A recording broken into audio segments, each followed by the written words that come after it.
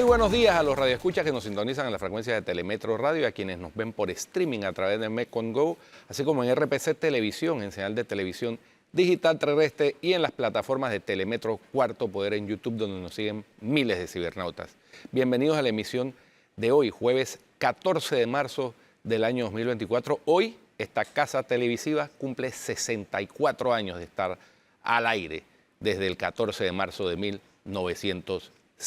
Felicidades a RPC Televisión. En materia internacional, lo más relevante tiene que ver con que el presidente ruso, Vladimir Putin, exhortó hoy jueves a sus compatriotas a votar en las elecciones presidenciales previstas entre el 15 y el 17 de marzo para demostrar su patriotismo. Les pido que participen en los comicios y expresen su posición cívica y patriótica, que voten por el candidato que hayan elegido por el futuro exitoso de nuestra querida Rusia, dijo en un discurso difundido por la televisora pública rusa. Participar en las elecciones es demostrar sus sentimientos patrióticos, subrayó Putin, quien aspira a ser reelecto para un quinto mandato. Solo ustedes, ciudadanos rusos, pueden decidir sobre el futuro de la patria, afirmó. Me gustaría subrayar que la única fuente de poder en nuestro país es el pueblo. Esta es la disposición legal clave consagrada en la Constitución rusa, concluyó el presidente Vladimir Putin en su alocución exhortando al pueblo ruso a participar en las elecciones.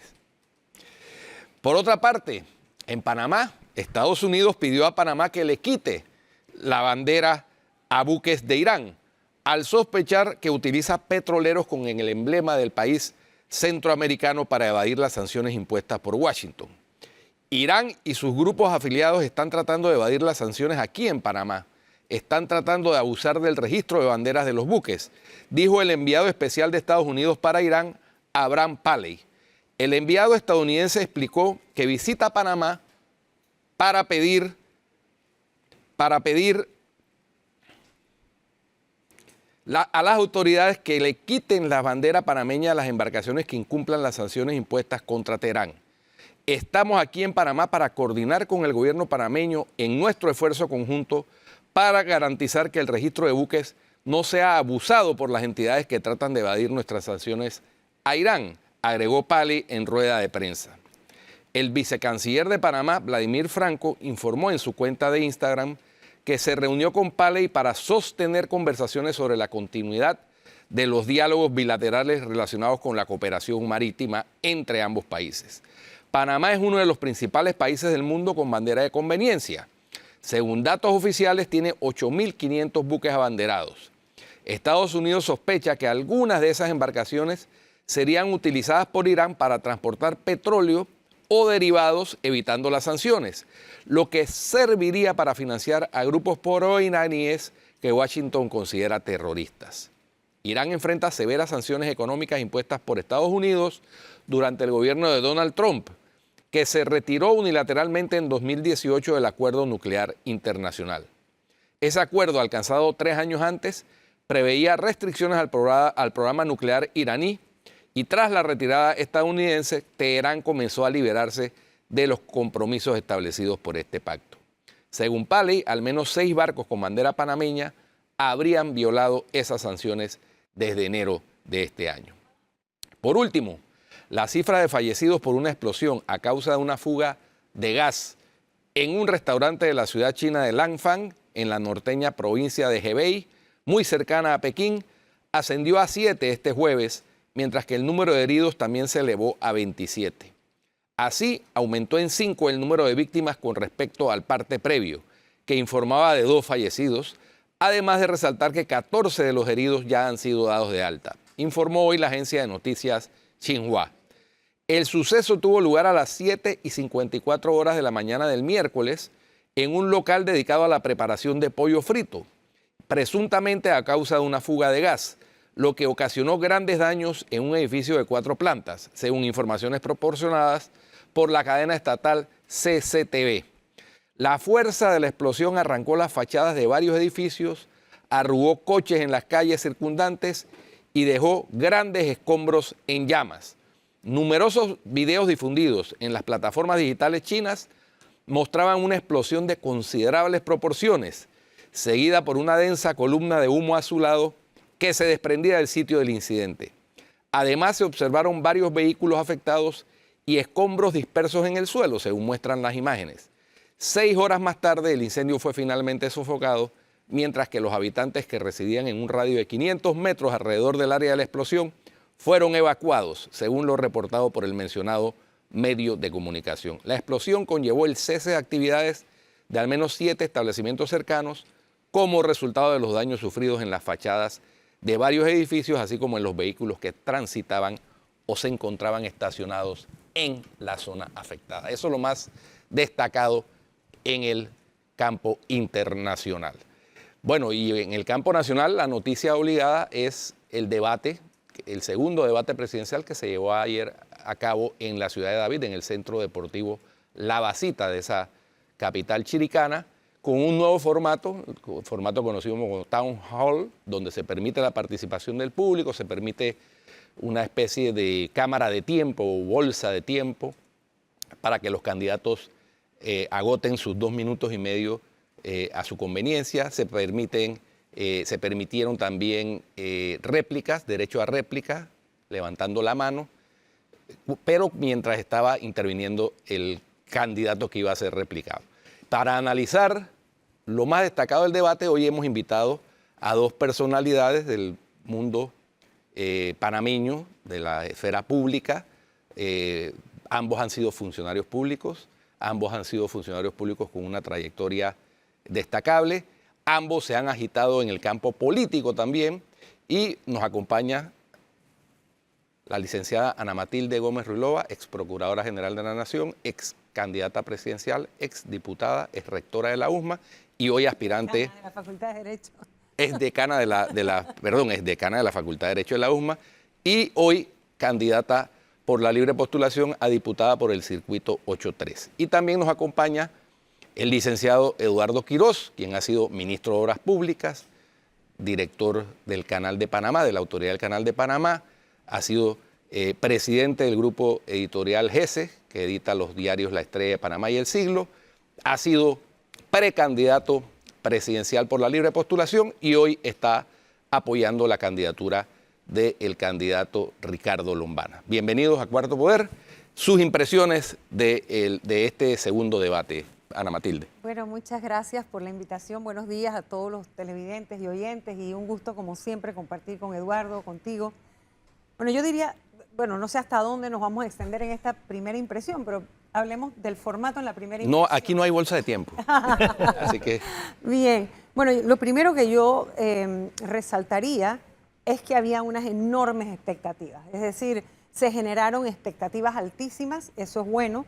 Quiero reconocer aquí el trabajo de ASPADE, felicitar a los estudiantes. Bueno, algunos fueron mis estudiantes, por eso digo estudiantes, yo ya, la mayoría de ellos son profesionales ya en ASPADE, por la organización, por el compromiso, pero además por este interés que ellos tenían desde hace mucho tiempo y haber concretado este logro es importante para ellos y para lo que nos dieron a la sociedad, que además nos transmite una esperanza de que vienen tiempos mejores, porque hay ahí una generación de relevo que ya ha aprendido algunas herramientas para la convivencia pacífica, para el diálogo, para el intercambio, que fortalecen la democracia. Dicho esto, el formato mismo, me parece que todos, en términos generales, supieron utilizarlo mejor. ¿Qué paradigma? Menos Melitón. Melitón, que dominó muy bien el formato anterior, esta vez se sentía contra el tiempo. Yo lo sentí apresurado, muy pendiente de que el tiempo no se le agotara y habló entonces muy rápido. Habló muy rápido y estaba muy pendiente del contador. En términos generales, todos se superaron a sí mismos en la primera presentación que hubo en el debate en la Universidad de Panamá, por aquello de que bajaron la intensidad de los ataques, los que habían atacado inicialmente, y supieron brindarnos propuestas. Ninguno nos habló del cómo, ni del cuándo. Tal vez en las entrevistas posteriores fueron más específicos, hablar del cuándo harían tales o cuales cosas o cómo priorizarían. Pero en el debate mismo Sí gustó, pienso yo, la oportunidad de verlos intercambiar, pues cada uno lucía, ves que como era para jóvenes, pienso que por lo general se suele confundir que juventud es todo relajado, y entonces tratan de parecerse a los jóvenes, que si con la mochila, la zapatilla, la gorra, a veces unas palabras o expresiones. En términos generales, evidentemente, ahí el único joven es Gaby Carrizo. Sí, además se encargó de recordárnoslo Sí, cada vez que tuvo sí. oportunidad. Bueno, sobre todo que Él decía, nosotros los jóvenes. Y ciertamente en eso no nos está mintiendo, porque Sí. él es el único candidato de 40 años que puede calificar dentro del tramo etario de juventud. Adulto joven, ¿no? Pero joven. Sin embargo, también nos recordó las deficiencias de la educación panameña, nos puso en evidencia el problema de los cálculos mentales y cómo eso que le puede pasar. Yo no creo que es tampoco una razón para hacer de eso una sorna, porque es algo que le puede pasar a cualquiera en medio de un debate en vivo. Lo que quiero decir es que no es lo mismo un programa pregrabado que en vivo. Aquí estamos en vivo, por ejemplo, y cualquier confusión, lo que uno es sobre la marcha.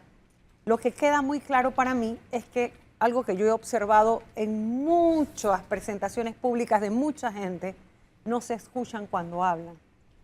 Porque hablan tan formateado, vienen ya con líneas tan aprendidas, que cuando las sueltan no se están escuchando ellos mismos.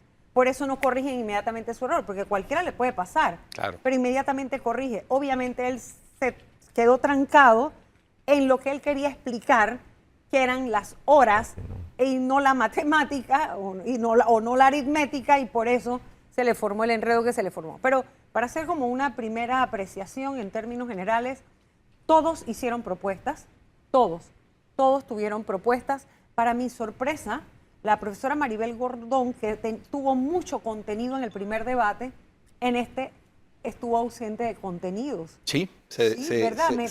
A mí, exactamente la misma impresión. Se dedicó solo a cuestionar la participación en los todo gobiernos lo pasados de todos los que de estaban todos los ahí. demás, y hablar de la vida digna sin explicarle a la gente en qué consiste la vida Y cuando le preguntaron por el tema de la corrupción, específicamente de los países que están gobernados por gobiernos afines a su ideología, ella esquivó No dijo la absolutamente pregunta. nada. Dijo que ella se preocupara por Panamá. Bueno, Eduardo, tus impresiones iniciales del segundo debate. Seguro, buenos días de nuevo, y de verdad que es un placer estar con la profesora Ana Matilde Gómez, próxima diputada de nuevo. Mira, La cuenta con el voto de todo es Voto candidato. en fondo y forma, ¿no? Todo es fondo y forma. Hablemos un poco de la forma, ¿no? Como hemos iniciado hablando. Ciertamente había preocupaciones sobre este formato, que era bastante distinto, y a la hora de leerlo en papel, pues quedaba un poco sorpresivo, ¿no? Creo que los candidatos todos y sus equipos deben haber hecho una larga elaboración para poder producir la preparación, para entender el formato, pero en términos generales funcionó, y ahí me uno entonces al reconocimiento a Aspade, porque la verdad es que es inédito, no solamente para Panamá, sino para la región. Hay algunos formatos de esto que se han desarrollado en las campañas en Estados Unidos, pero con 2, máximo 3 candidatos. Este es un formato espléndido para 8 candidatos, 7 candidatos. Si tuvieses una campaña de 2 candidatos, el formato no aplica mucho, porque entonces es un ping-pong entre 2 nada más. Así que acertaron en lo que necesitaba esta elección. Y la producción de televisión a cargo de CERTV también estuvo muy buena. Por supuesto. ¿No? Y digo, y con el hándicap de que era en Chiriquí, o sea, hay que trasladar equipos y coordinar todo, ¿no? Eso por el lado, digamos, de la preparación. Por el lado de los candidatos, yo siento sí que hubo mucho mejor entendimiento de que al ser un esquema como ese, las propuestas eran mucho más importantes que el ataque. Sin embargo, al final, un debate político es también el ataque y el contraataque.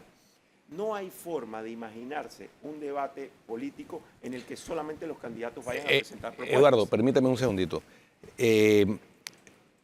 Hay una cuestión que hay que destacar en la presentación de los candidatos, y es que, bueno, todos abordaron propuestas a su manera, con excepción quizá de la profesora Maribel Gordón, pero hubo propuestas que llamaron más la atención. Algunas por lo novedoso, otras porque son repetitivas, otras porque son ambiciosas. Y algo que destacaba Ana Matilde Gómez es que, con la excepción quizá de Ricardo Lombana, Eduardo, que fue el único que dijo que habían ubicado ya con quebrar las botellas una cifra importante de dinero para sustentar los proyectos y las propuestas que estaba haciendo, ninguno otro dijo cómo va, de dónde va a salir el financiamiento, por ejemplo, de la autopista inteligente, o de cómo se van a crear los 500.000 empleos. Pero entonces, no sé si me permites, yo creo que ahí él fue muy inteligente porque él no es que 4.000 millones sirven para lo que él va a hacer. O sea, él sí, dijo, esta es la fuente de financiamiento, pero sí identifica o siempre ha venido señalando ya desde hace un mes, 2 meses, ha venido señalando que su equipo económico ha identificado 4.000 millones que inmediatamente se pueden reducir. Yo lo que le preguntaría es cómo sin una asamblea, porque no hay nada que se pueda hacer de lo que plantean todos los candidatos sin ir a la asamblea. No, sí, y a la asamblea para... Y algunos a reformas constitucionales. A algunos a reformas constitucionales, porque en el tema de las 10 horas, eso está establecido en la Constitución, la jornada máxima diurna de 8 horas. Entonces, pero sigamos, Eduardo. Sí, bueno, a ver, termino con el tema de la forma, ¿no? No le puedes pedir a los candidatos que solamente hagan propuestas, que es un poco como la narrativa que hay en la calle, ¿no? O sea, vayan solo a hacer propuestas. No existe tal cosa como un debate político donde solo haya propuestas, porque lo que quiere la ciudadanía es poder confrontar, y la recordación de la historia y del track record de los candidatos es parte del proceso electoral. O sea, si yo voy a votar por Ana Matilde Gómez para diputada, yo quiero saber cómo votó ella cuando fue diputada. Si no ha sido diputada, bueno, entonces tendré una hoja en blanco, y eso también es parte del proceso de análisis. Pero los candidatos también aprovechan para el contraste y para poder atacarse y contraatacarse. El esquema y el formato permitía que eso se diera un poco con el tema de la réplica. Algunos lo entendieron mejor, otros lo entendieron menos. Más tarde. Y eso, o más tarde, y eso también se nota que hay candidatos que van encrechendo en el proceso, y hay otros que se van quedando planos, y eso al final entonces, para el que ve todo el debate, y este es un debate largo, yo no sé si todos los panameños tienen la oportunidad, por razones de las situaciones sociales que viven, de poder sentarse a ver 2 o 3 horas de debate, eso no lo sé. Pero el que ve todo el debate sí entiende un poco el proceso. Sobre el tema, efectivamente, el planteamiento son 4.000 millones de dólares en ahorros, en, por supuesto, el recorte de la corrupción y en ser más eficientes en la recaudación de impuestos. La forma en la que tú lo vas a ejecutar requiere que tú pases por el Presupuesto General del Estado y la Asamblea y la Comisión de Presupuesto. Eso no hay la menor duda. Ahora, yo también agregaría a lo que vimos ayer con respecto a la forma. El interactuar con jóvenes o el interactuar no con entrevistadores también baja un poco el diapasón, y eso se notó ayer. Los candidatos tenían algún nivel más de relajamiento, porque no era Guido Rodríguez el que le estaba preguntando, no era Dorcas de la Rosa, era un joven que en alguna medida uno presume que tiene, digamos, más nivel de neutralidad, menos nivel de formación, las preguntas van a ser... Pero la sorpresa fue que los pelados hicieron preguntas de peso. Yo no siento que ha habido ningún comentario con respecto a que las preguntas no estuvieron a la altura, a que las preguntas no fueron directo al punto, y en algunos casos, aunque después algunos candidatos chifiaban las respuestas, o sea, a la hora de chifaban la pregunta, a la hora de las preguntas eran incisivas. Mira que el formato era tan novedoso, y yo coincido plenamente con Eduardo, como muchas veces en muchas cosas. El formato también le costó a los propios jóvenes del público, porque su novedad trajo como consecuencia que algunas preguntas no fueron de seguimiento.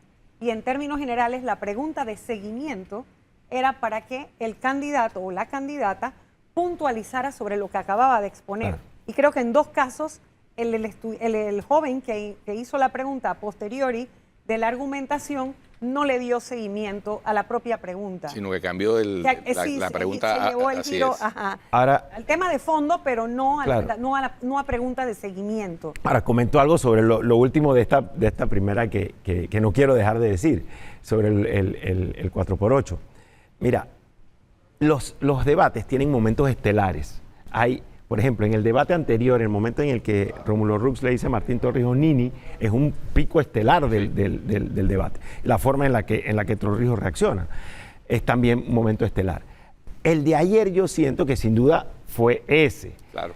Pero si lo volteas, te das cuenta que era un momento estelar a la inversa. Si hubiese hecho bien la operación, Claro. hubiese podido demostrar su punto. Claro. Pero el error, y allí es donde también hay que entender, la presión que se genera sobre los candidatos, y aquí hay experiencia sobre eso, sobre un candidato presidencial en un debate, es no equivocarte.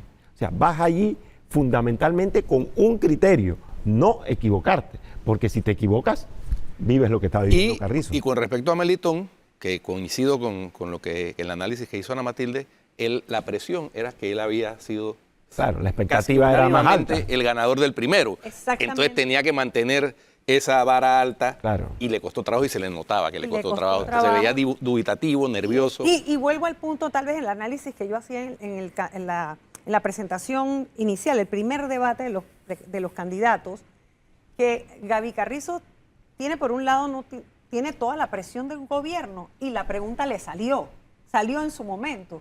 ¿Cómo puedes prometer lo que no estás haciendo si tú mandas? O sea, es un poquito una presión muy grande para un candidato, que es su gran desventaja frente a todos los demás, es cómo convenzo a un electorado que me está viendo en funciones. O sea, cómo convenzo de que yo voy a ser otro, de que yo voy a hacer, o sea, que yo voy a ser mejor. Yo soy otra persona. Si gobierno, seré otra persona. Pero es que ya tú estás gobernando. Sí. Esa es una presión muy fuerte que no tiene ninguno de los otros candidatos. Y que, para concluir, por lo menos por mi parte, en el tema de la forma, evidentemente sí es bueno que haya espacios para la refutación. Sí. Eso es importante, porque un candidato, como lo acaba de decir Eduardo, y yo lo he vivido, tú estás en un espacio de tiempo reducido, bajo la presión de una candidatura, personas que creen en ti, que te están acompañando y que creen que tú eres lo máximo, porque también eso es lo que pasa cuando tú acompañas a un candidato y crees que no se va a equivocar y estás esperando que no se equivoque. Entonces es una presión muy grande, porque tú eres un ser humano y las emociones te pueden traicionar. Entonces, evidentemente que haciendo todos esos reconocimientos, creo que en la forma estuvo mejor. Ahora, lo interesante de este asunto es que con el esquema este de la bolsa de tiempo, hay un traslado del deber al candidato de administrar sus 2 minutos y medio, ¿no? Yo siento que eso es muy bueno. Sí. O sea, alguna gente dice, no, pero es que no dan tiempo. Le digo, eso es muy bueno. 2 minutos y medio sin pasarse de 50 segundos cada vez. Parte de gobernar es administrar escasez. Sí. Y ahí había una escasez de tiempo. Muy bien. Entonces, tienes que trasladar tus ideas fuerza de una manera en que coincidan con el tiempo que tienes. Bien. Vamos al cambio, a propósito de escasez de tiempo. Vamos al cambio y regresamos con el siguiente bloque de Cuarto Poder.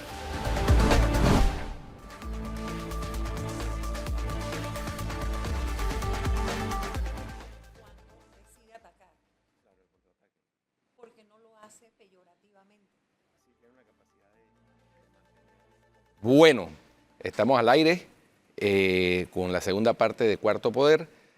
Estábamos analizando el desempeño de los candidatos ayer en el segundo debate.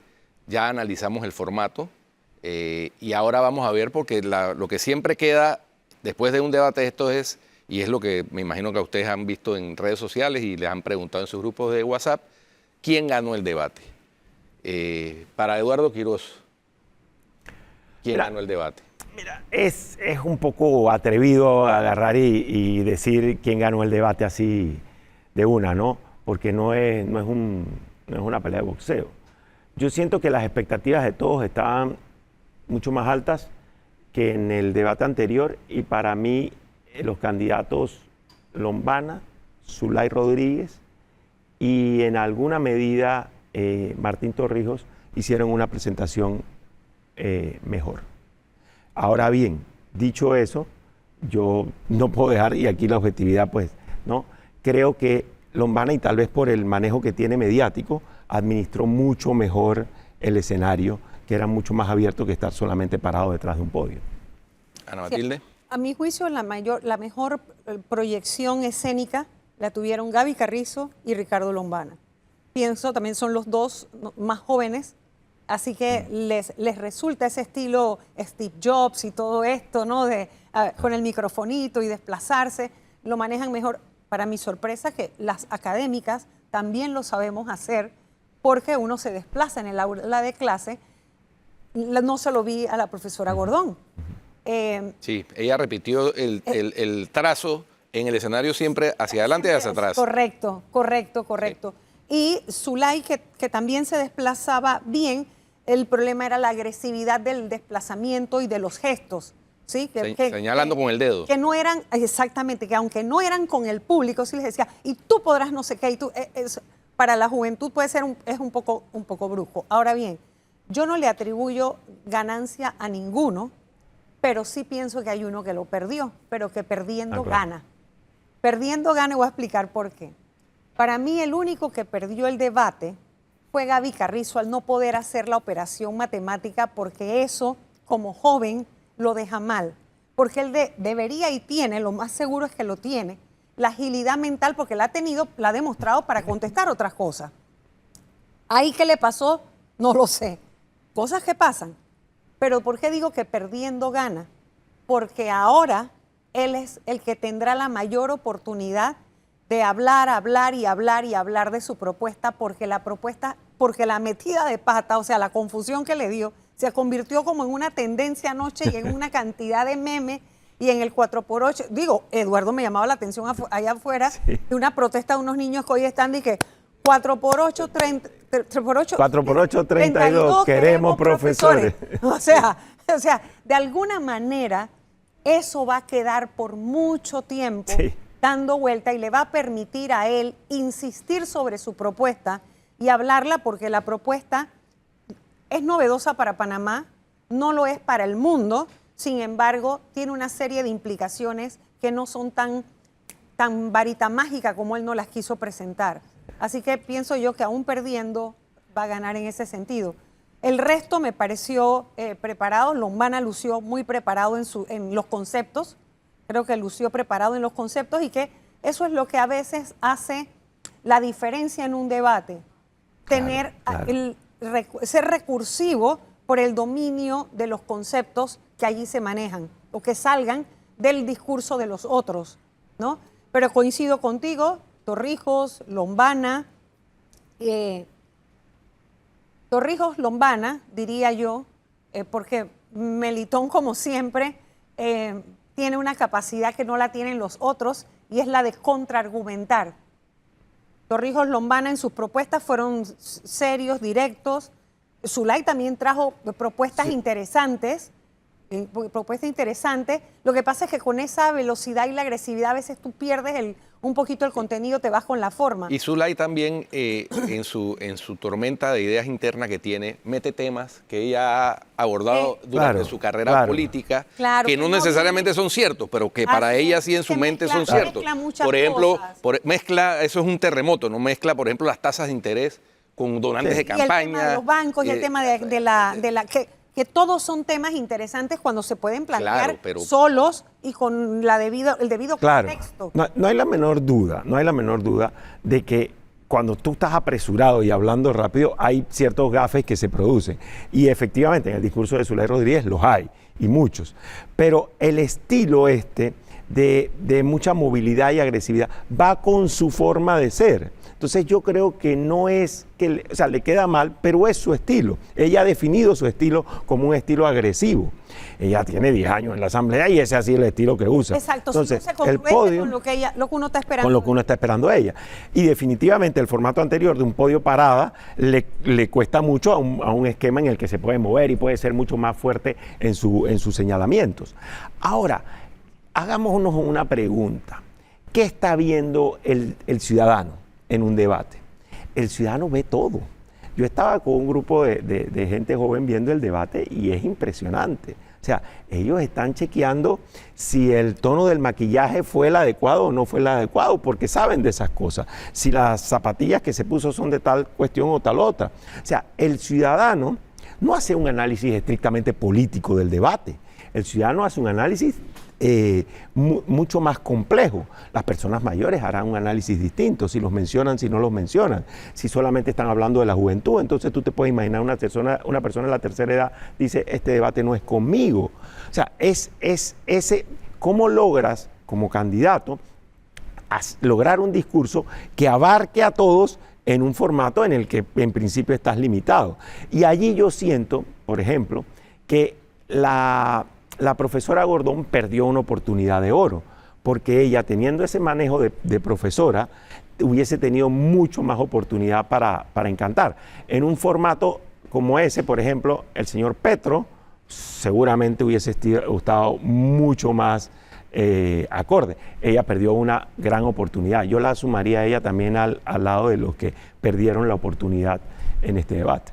Porque en algunos casos se enfocaban más en hablarle al propio candidato que al público que tenían allí presente. Es decir, la conexión con el joven no es por las zapatillas, ni por cómo te vistas, ni por la frase, ni por el estilito que uses. No, la conexión tiene que ser emocional, sí, pero intelectual también. Claro. Tú, una vez que atrapas a tu estudiante con un tema que es de su interés, tú tienes que entrar entonces no solo en su psique, sino en su emoción, para que siga conectado contigo.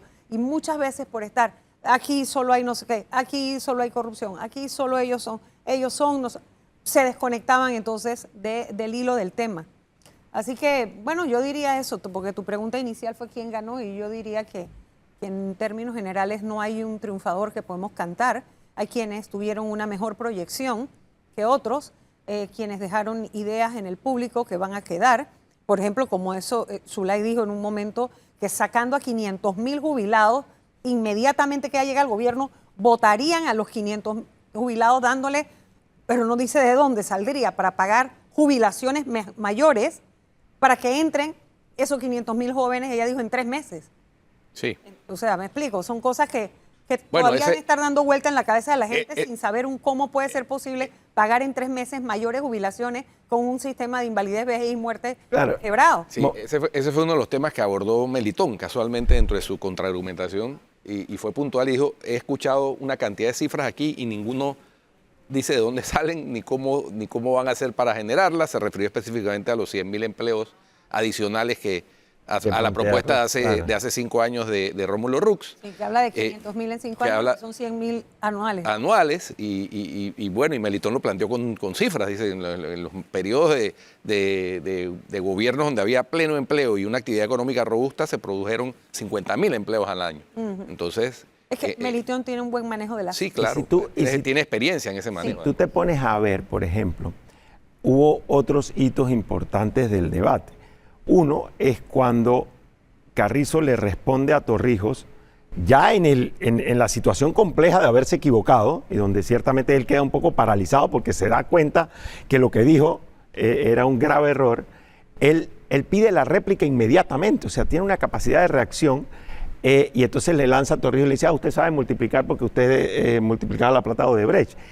Pero el tiempo no lo acompaña, porque tenía 9 segundos o 10 segundos. Entonces no pudo elaborar, entonces queda nuevamente un poco como en el aire. Pero a mí me parece que tenía el ímpetu para hacerlo, pero entonces ahí el tiempo no te da. Volvemos a lo mismo, formato y contenido. Te obliga a administrar el tiempo. Claro que te obliga a administrar el tiempo.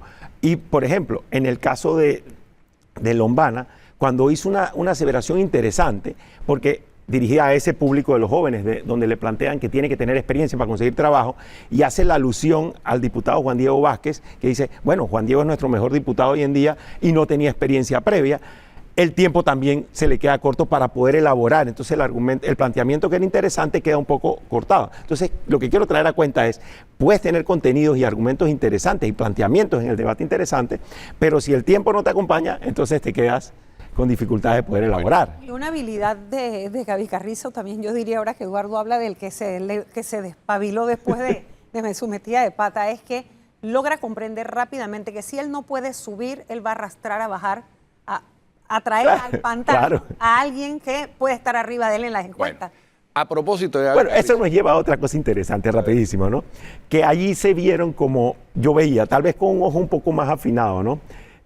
Yo veía 2 o 3 debates dentro del debate. Por ejemplo, ese debate Carrizo-Torrijos era un debate que a veces parecía sobre el voto PRD, Sí. ¿no? Ese debate Melitón-Lombana parecía un poco un segundo debate en el que Melitón Arrocha está tratando de obtener votos de los otros candidatos, porque es un candidato que tiene una votación muy baja.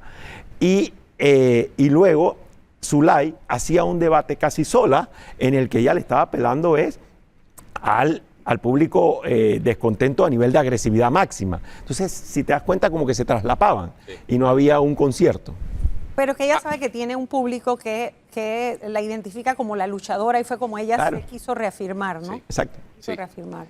Abordemos ahora uno de los temas centrales que se tocaron ayer en el debate y que ineludiblemente el señalado, por ser quizá el candidato más vulnerable, por ser parte de este gobierno, de esta administración y vicepresidente de la República, es Gaby Carrizo, y es el tema de la descentralización, que a mí me parece que fue bien enfocado en las preguntas, pero las respuestas no sé, me dejaron un poquito insatisfecho, y la posición de Gaby Carrizo sobre todo, porque él pretendía negar lo que ha sido publicado por todos los medios, de cómo se ha mal utilizado el sistema de la descentralización y se ha establecido al margen de la ley de descentralización una serie de recursos que llegan y que no necesariamente están siendo utilizados para beneficiar a la comunidad, sino que hay evidencias de que se están utilizando políticamente para la campaña, lo cual está prohibido en la Constitución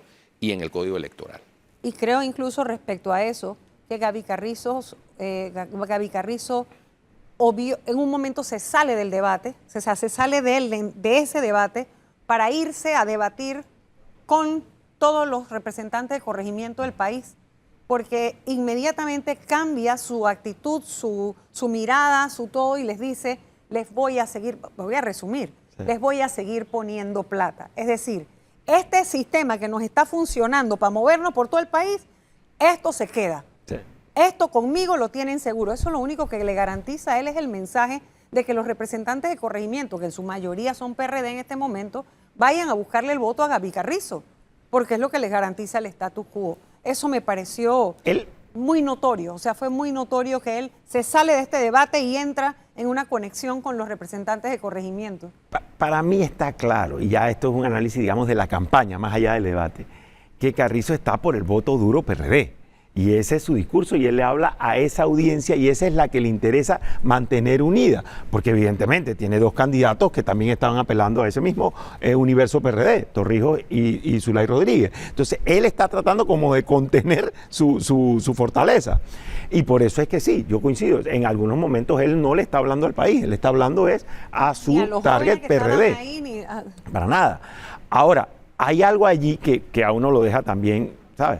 Porque evidentemente es el candidato de gobierno, o sea, tiene que cargar con todas las deficiencias o las falencias del gobierno. Y en ese tema, era un tema, por eso cuando soltaron el rumor de que no iba a asistir, que a mí me parecía más como una bomba de llamar la atención, que fue lo que terminó siendo, hacía en parte sentido porque ese tema era un tema principal, corrupción y descentralización. Descentralización. ¿Tú pensarías que fue una estrategia de su propia campaña sembrar? Esa es mi lectura. Yo pienso lo mismo. Yo pienso lo mismo, sobre todo por cómo manejaron después mediáticamente la respuesta de que Gaby sí va. Logras varias cosas. Hace parte del. Para hacer un Hace parte del. Claro. Tienes que matar. Parte de la narrativa de la campaña. Tienes que matar el eslogan de no vas, con sí va. 2, tratas de bajarle el diapasón a los otros candidatos que lo saquen de sus contrarrespuestas preparadas. 3, lo muestras a él como un tipo que sí se atreve a ir aunque la situación sea difícil, como luciendo gladiador, cosa que a Gaby le queda grande, pero ese sería un poco el formato. Ahora, la descentralización como tema traído por los jóvenes al debate es un tema valiosísimo. Lamentablemente se perdió un poco, pero él y el gobierno Cortizo Carrizo ha defendido consistentemente las barbaridades que están haciendo con la descentralización paralela. Y eso quedó nuevamente plasmado en el debate. Así es. Y sin embargo, para los jóvenes que estaban allí y la explicación para el público, creo que solamente Lombana y Torrijos, y más Torrijos que Lombana, explicaron un poco lo que es la descentralización. O sea, todos daban por sentado que todo el mundo sabe lo que es la descentralización. cuando todos en la calle lo que han escuchado es descentralización paralela. Por eso puede haber esa reacción negativa, que en realidad lo que es importante es el traslado de las competencias, de lo que poco se habló. Creo que solamente 2 candidatos, creo que fueron Lombana y Torrijos, creo que fueron los 2 que trataron de explicar la descentralización y las juntas de desarrollo local. Después Melitón también agarra lo de las juntas de desarrollo local, pero muy por encima, ¿no? Ya esa parte muy por encima. Pero creo que sí, que ellos daban por sentado que todo el mundo entiende o sabe lo que es el concepto de la descentralización. Y allí era un tema en donde, a mi juicio, la profesora Maribel Gordón pudiera haber desarrollado un esquema interesante hacia ese electorado joven, lo omitió. O sea, desaprovechó la oportunidad. Tuvo un giro interesante cuando dice te quieren decir qué hacer con los fondos de la descentralización, cuando eso lo decides tú. Creo que ahí, pero igual volvemos al tema, el tiempo entonces y porque no se había limitó. explicado qué es la descentralización. Estoy segura que no todos los jóvenes que estaban allí, ni los que estaban detrás de una pantalla, comprenden el proceso de descentralización a fondo. Ahora, el esquema de la réplica le daba una oportunidad de oro a esos varios debates de los que yo te planteo, porque al final el debate es buscar fortalecer tu voto duro, tratar de robarle voto blando al otro candidato y en alguna medida apelar al indeciso. O sea, eso es lo que está pasando ahí, no está pasando otra cosa. Es despreciable. En todas las en esta encuestas elección está altísimo. El número de indecisos es exacto, alto. Y ahí volvemos a la experiencia y usted nos podrá contar muchísimo más. O sea, cuando la franja de indecisos es baja, entonces asegurar tu voto duro, hablarle al blando del otro y pelear al indeciso se vuelve casi imposible. Pero cuando el indeciso es alto, tienes mucho más margen para hacer.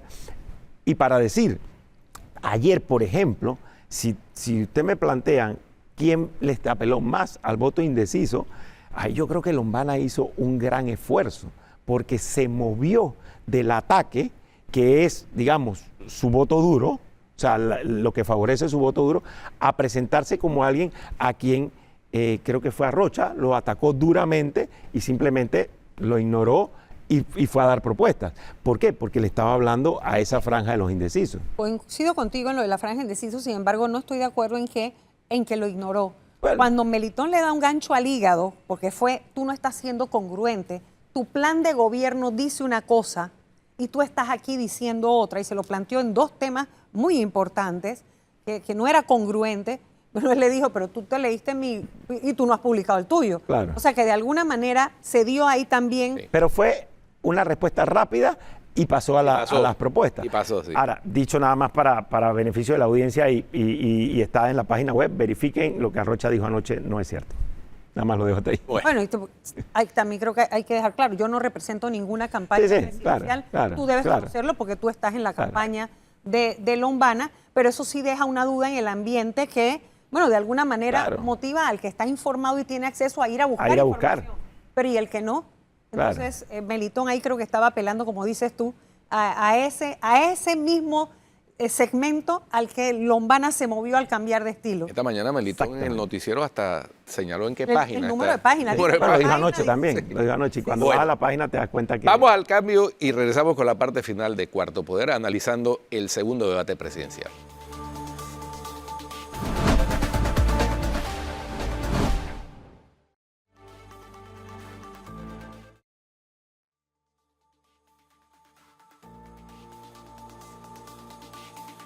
Estamos de regreso con la parte final de Cuarto Poder.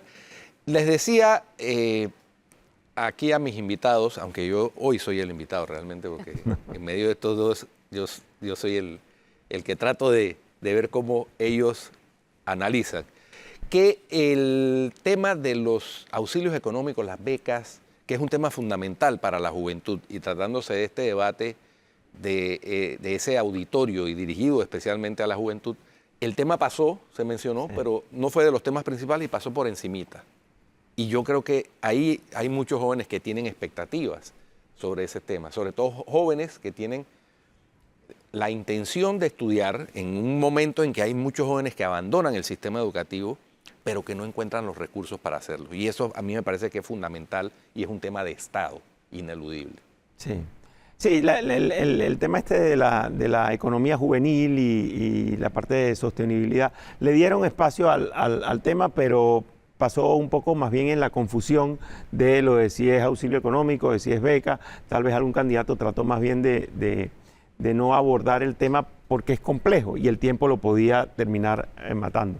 Pero sí, yo creo que sería una falencia del debate decir que pudo haber la oportunidad para plantear propositivamente, mucho más fuerte, la importancia que tiene para un país como Panamá, con nuestra realidad socioeconómica, que exista un proceso de becas transparente, eficiente, en el que jóvenes con capacidades puedan acceder a eso para tener una educación que les permita un mejor futuro. Sí, yo creo que lamentablemente hay una confusión intencionada en algún candidato de vincular el auxilio económico a la beca en el sentido de transmitir el temor de que atacar el auxilio económico en la forma que se ha manejado hasta ahora es eliminar las becas. Y alguien dijo una vez que una sociedad que progresa es directamente proporcional a la juventud que se educa. Entonces, evidentemente que sin un programa de becas masivo, nosotros no vamos a salir de donde estamos empantanados. Se necesita. Y me gustó el candidato que habló de que hay que mandar jóvenes afuera. Eso es importante, eso ha demostrado una diferencia. Tú notas la diferencia del estudiante que tiene la posibilidad de ir y abrir su mente en el mundo al salir solamente de estar aquí en lo local. Así que el tema de las becas pienso yo que es importante y da para mucho más. Sin embargo, no fue abordado con la precisión esa que hay que hacer entre el mal uso del recurso público el recurso no solo del público, sino también de todas esas personas que hemos ido a pedir alguna vez un préstamo para estudiar, que tú vas pagando intereses y ayudas a que crezca esa bolsa para darle a otro que no tiene. Eso es importantísimo, esa conexión entre distintas clases y distintas generaciones. Cuando una generación se educa y cuando está pagando para que la que viene atrás se eduque. Una solidaridad importante que hay en el tema del IFARU. Y yo creo que eso fue abordado muy por encima. Y muy pocos candidatos dejaron claro que el tema de las becas va y la educación de los jóvenes para que abran sus mentes fuera del país, pagado por el Estado, va. Yo creo que eso se pudo haber precisado mejor. Mejor, sí. Y también el tema del inglés, que salió a relucir, que es importante dominar el idioma inglés, eso desde hace muchos años, muchas décadas, pero tampoco se explicó a profundidad, simplemente lo mencionó, fue insistente Zulay Rodríguez en el tema, pero yo creo que hay una gran verdad, la inserción laboral, que es un tema fundamental para los jóvenes, la inserción laboral dominando el inglés es más rápida y más rápida, claro. Y además aumenta tus posibilidades. Además es global. Hoy con los trabajos y eso me lleva, distancia es global. Eso me lleva a otro tema que, por ejemplo, salvo, y bueno, hay que decirlo, salvo en el caso de Lomana, cuando menciona lo de la creación del Instituto de Inteligencia Artificial y Robótica, pasó un poco desapercibido. Y es el tema de la tecnología y la digitalización. O sea, hablándole a una audiencia joven, tal vez ese tema a mí me parece que no tuvo una acogida. Porque cuando hablas de economía juvenil, como era el título del segmento, no hay la menor duda de que cualquier prospección con respecto a cómo va a ser el empleo del futuro guarda relación directa, por supuesto, con el idioma inglés, pero también con todo lo relacionado con tecnología, inteligencia artificial, tecnología, etcétera. Bueno, así es. Se nos acabó el tiempo. No, aquí no había bolsa de tiempo, pero sí hay un tiempo limitado. Muchas gracias, Ana Matilde Gómez. Muchas gracias, Eduardo Quiroz. Siempre bienvenidos a Cuarto Poder por ayudarnos a analizar un poquito el debate presidencial de anoche. Si usted sigue en Telemetro Radio, siga con los muchachos del brunch y en RPC Televisión, la retransmisión de Calle 7. Hasta mañana.